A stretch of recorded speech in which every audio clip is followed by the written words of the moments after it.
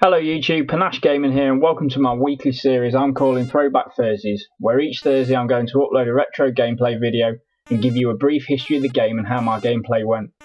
I'm classing anything retro to be any game that is 10 years or older. Today's game is from way back in the day and is the 1982 platforming game by Activision called Pitfall.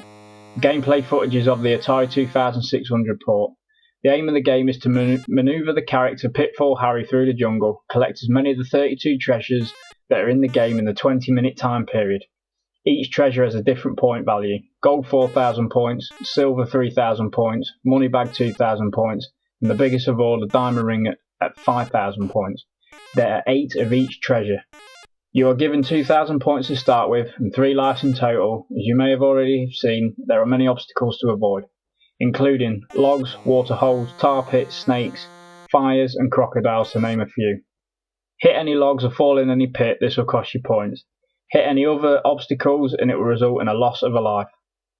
The game is over when you run out of all 3 lives or the 20-minute time period is up. The highest perfect score achievable is 114,000 points.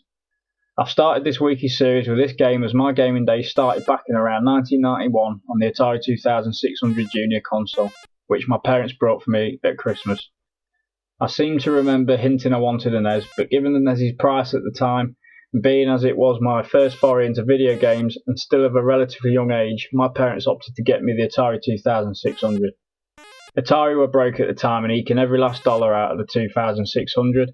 I do not regret my parents getting me the console one bit. I enjoyed it immensely and progressed to a NES 2 years later. Older cousins had 2600 consoles many moons before I did, and as a result I inherited older games off them, including Pitfall.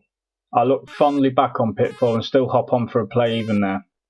It was the series of games that also started it all off for Activision, as they were the first third-party developer to start releasing games on the Atari 2600 after its founders left Atari to start their own company. The gameplay I captured today wasn't quite the full 20 minutes, but I was really happy with the score. Unfortunately I lost all my 3 lives.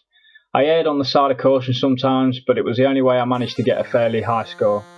I won't spoil it for you as to what I get. Enjoy the rest of the video, and if you have ever played Pitfall, comments below with your high score please. Also, comment on any other games you'd like to see in this series. Thanks for watching, I'll see you on the next video.